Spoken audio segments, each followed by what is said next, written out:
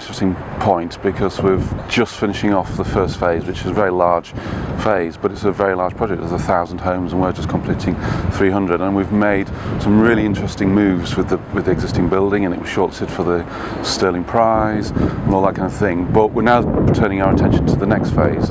The building is a very complicated building. It's a really important heritage building, so there's a lot of interest in it. There's lots of complex issues about how to bring it back into use in a way that's imaginative and will meet modern needs and modern lifestyles. We really like the idea that we can make more of the historic fabric in this second phase, and maybe play a bit more to the building's kind of original history than we perhaps did in the first phase. And also, there is 1,000 homes in this collection of buildings, and it's not about just rolling out the same solution time after time and time. The building can take some new solutions, I think.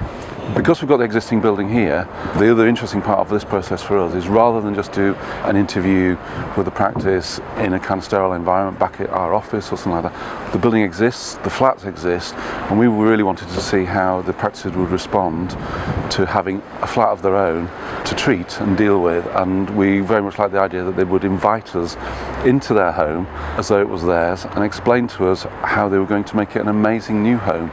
We drew up a kind of long list of practices who we were interested in working with, and they are local, national, some are very small, some are larger, so we've got kind of one-man, two-man bands through to kind of quite well-established practices.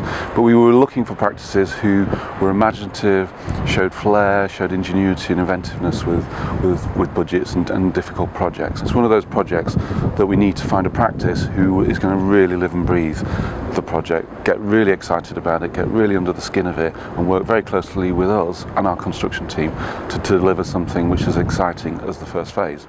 We are a practice that has pretty much focused on houses and housing, and also listed buildings as well. So in a way, Park Hill is right up our street in the sky. Urban Splash are really good at coming up with unusual ways of choosing their architects. 2 weeks they gave us, which in a way is perfect because you can't do too much work. Again, that's refreshing, but actually giving us the flats to go wild in has been really wonderful. So actually having the flat to work with has enabled us to do this kind of thing, the murals on the wall.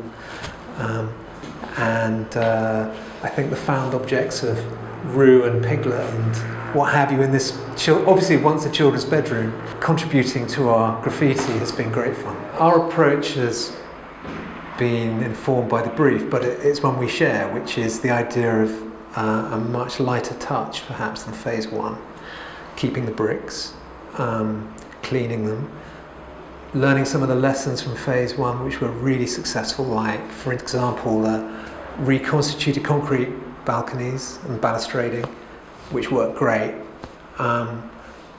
but an approach to the fabric which allows for colour on the jambs, the sides of each of the balconies and the windows. So the idea is that you would be able to recognise your own flat from the ground just by the colour